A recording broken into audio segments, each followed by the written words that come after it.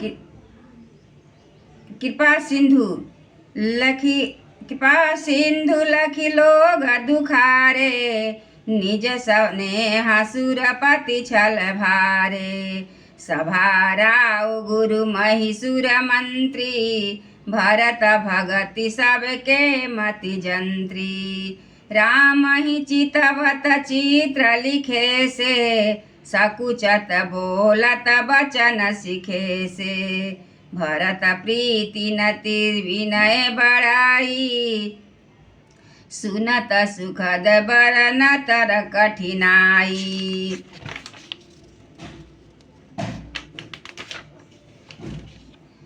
सब लोग चित्र लिखे। कृपा सिंधु श्री रामचंद्र जी लोगों को अपने स्नेह और देवराज इंद्र के भारी छल से दुखी देखा। सभा राजा जनक, गुरु ब्राह्मण और मंत्री आदि सभी की बुद्धि को भरत जी की भक्ति के कील दिया। सब लोग चित्र लिखे से श्री रामचंद्र जी की ओर देख रहे हैं। सकुचाते हुए, सिखाए हुए से वचन बोलते हैं। भरत जी की प्रीति, नम्रता, विनय और बड़ाई सुनने के में सुख देने वाली है, पर उसके वर्णन करने में कठिनता है। सासु बिलो की भगति लवलेसु, परम मगन मुनिगण मिथिलेसु। महिमा तासु कहे किमि तुलसी, भगति सुभाय सुमति ही हुलसी। जिनकी भक्ति का अवलेश देखकर मुनिगण और मिथिलेश्वर जनक जी प्रेम से मग्न हो गए, उन भरत जी की महिमा तुलसीदास जी कैसे कहे।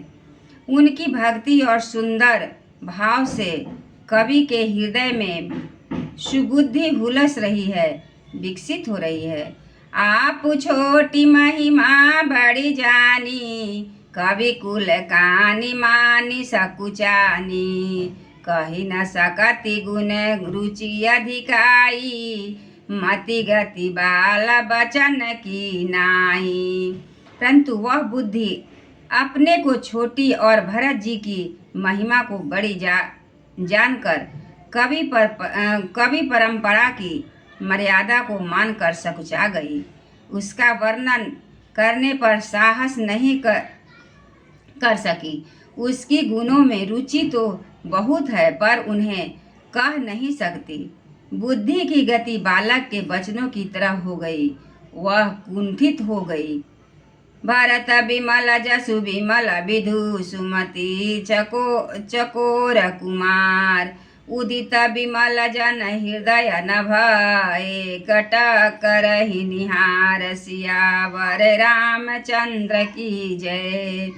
भरत जी का निर्मल यश निर्मल चंद्रमा है और कवि की सुबुद्धि चकोरी है, जो भक्तों के हृदय रूपी कमल निर्मल आकाश में उस चंद्रमा को उदित देखकर उसकी ओर टकटकी लगाए देखती रह गई है। तब उसका वर्णन करें।